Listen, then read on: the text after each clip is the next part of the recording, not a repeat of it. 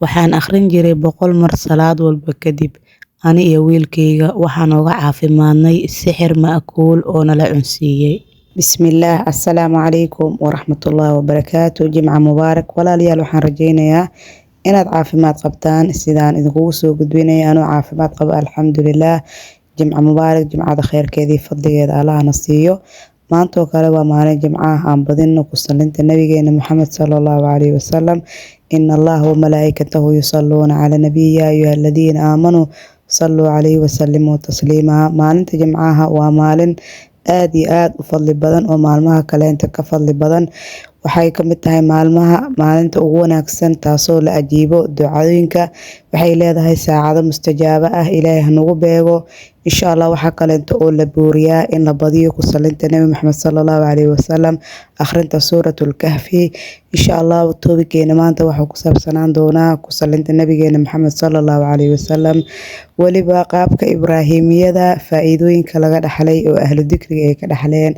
markastaba sida ogtiin waxaan idiin soo gudbiyaa qisaska iyo faa'iidada laga arkay dhikriga Ilaahay iyo Quraan akhriska. qisaskeena maantana waxay saabsanaan doonaan in lagu saliyo nabi Muhammad sallallahu alayhi wasallam, waliba qaabka ibraahimiyada oo ah Allahumma salli ala Muhammad wa ala ali Muhammad kama sallaita ala Ibrahim wa ala ali Ibrahim innaka Hamidum Majid. Allahumma barik ala Muhammad وعلى آل محمد كما باركت على إبراهيم وعلى آل إبراهيم إنك حميد مجيد. qaabkaas dadku celceliyay oo faa'iidooyin fara badan ka dhaxlay.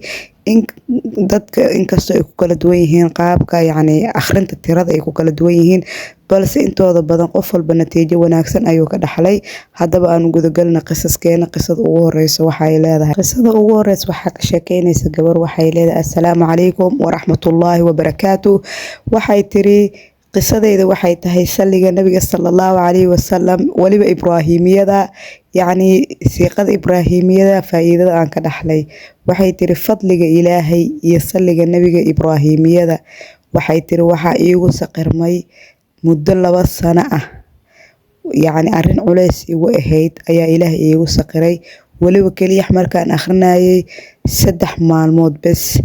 maalin kasteentana waxay tiri 3daas maalmood ka mid ah xilliga salaada markii aan ka baxo salaad walba kadib ayaan 100 mar oo saliga nabiga sallallahu alayhi wasallam siiqada ibraahimiyada aan dhahayay. maalintii 500 oo mar ayaan dhahayay.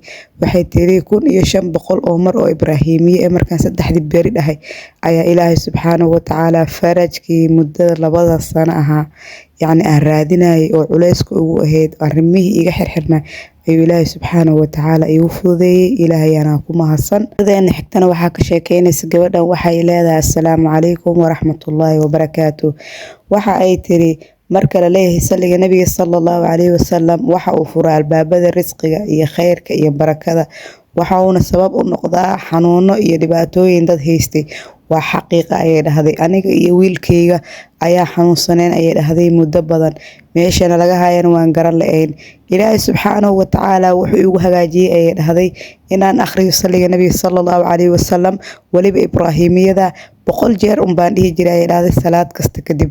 maalintii 500 oo mar 5 salaadood gadaashooda ayaan akhrinayay.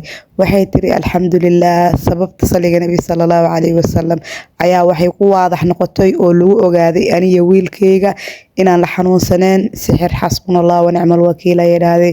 waxay tiri Ilaahay ka sokow waxaan oon Ilaahay ugu mahad celinayaa sababteedana lahaa Ilaahay ayaa lahaay saliga nabiga sallallahu alayhi wasallam kaasoo noo saqiray raaqigii quraamayay in aan aadno oo aan sixirkeena uu soo banbaxo oo la ogaado dadkana sixray. aniga wiilkayga sixir ma'kuul ayaan loo sameeyay ayay dhahday.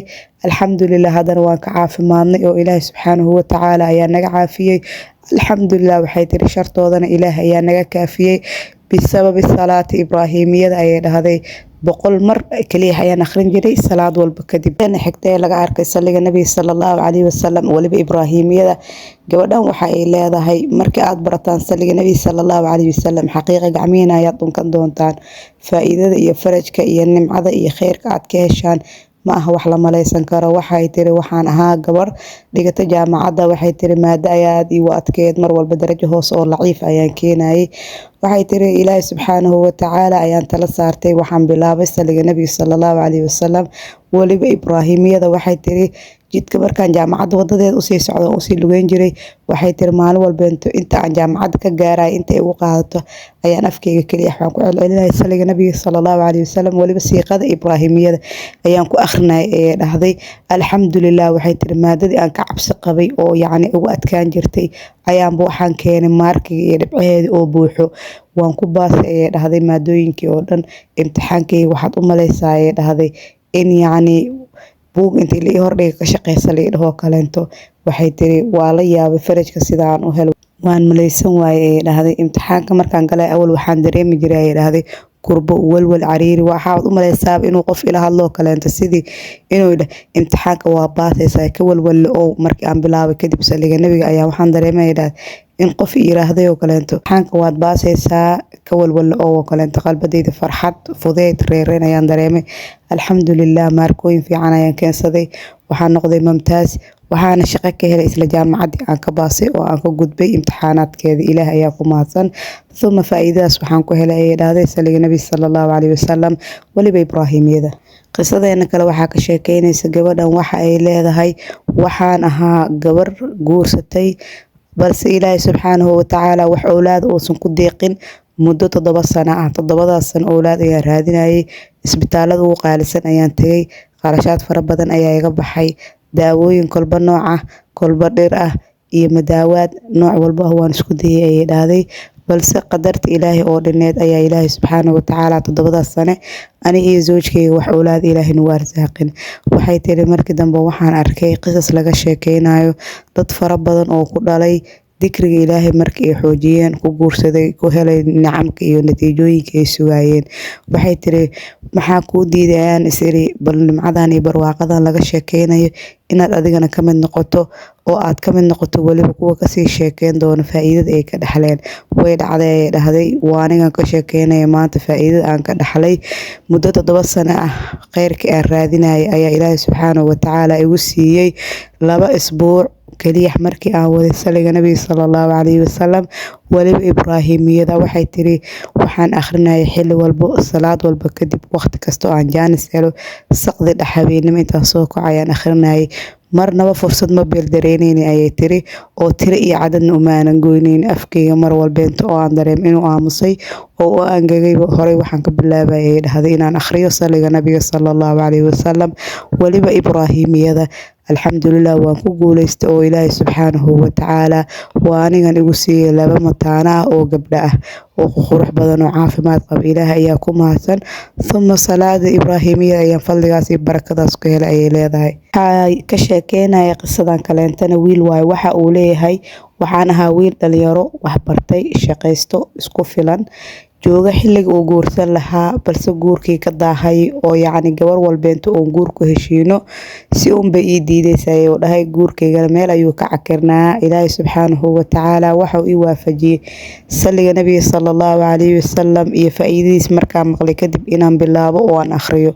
waxa uu yiri saliga nabiga sallallahu calayhi wasallam ayaan akhrin jiray salaad walba kadib. waxa uu yiri maalintii 1000 mar ayaan isku dayi jiray inaan akhriyo, maalmaha qaar waan ka gaaban jiray balse inta badan 1000 mar waan gaarsiin jiray ayuu dhahay saliga nabiga sallallahu calayhi wasallam waliba ibraahimiyada. alxamdulilah ilaahay subxaanahu watacaala waxa uu igu arsaaqay gabar qurux u saaxiib ah, dabeecad wanaagsan, karti badan, aqoon leh, wax baratay, shaqaysato. ilaahay subxaanahu watacaalana waxa uu iga siiyey ayuu dhahay markii aan isguursanaba owlaad mataana 2 oo mataana oo isku xigta ayuu ilaahay subxaanahu watacaala i siiyey.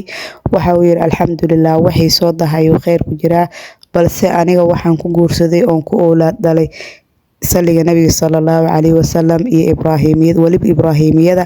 sidaan u arkay faa'iidadiisa iyo fadligiisana ma kala gooy ayuu dhahay oo maalin walbeento ayaan akhriyaa. Qof walbeento oo ehel iyo qaraabo iyo saaxiib iyo shaqo wadaag aan nahayne waan ooga sheekeeyaa ayuu dhahay faa'iidada aan ka helay si uu dhiirigelin ooga helo.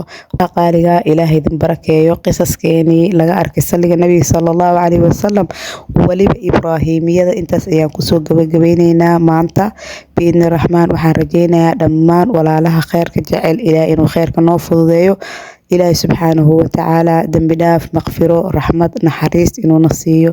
dunuubteena uu noo dhaafo oo midii hore iyo midii dambe, mid yar iyo mid weyn, mida ognahay mida ogeenbo dembi dhaaf ilaahay hana siiyo. khayrka allah nagu sugo. allahuma yaa muqalib alquluub thabbit quluubana calaa diinik. اللهم يا مقلب القلوب ثبت قلوبنا على طاعتك. اللهم أرنا الحق حقا وارزقنا الاتباع. اللهم أرنا الباطل باطلا وارزقنا الاجتناب. ربنا آتنا في الدنيا حسنة وفي الآخرة حسنة وقنا عذاب النار. إلهي سبحانه وتعالى ما أنت وما الجمعة إله نو بيغو ساعات الاستجابة الله نو بيغو.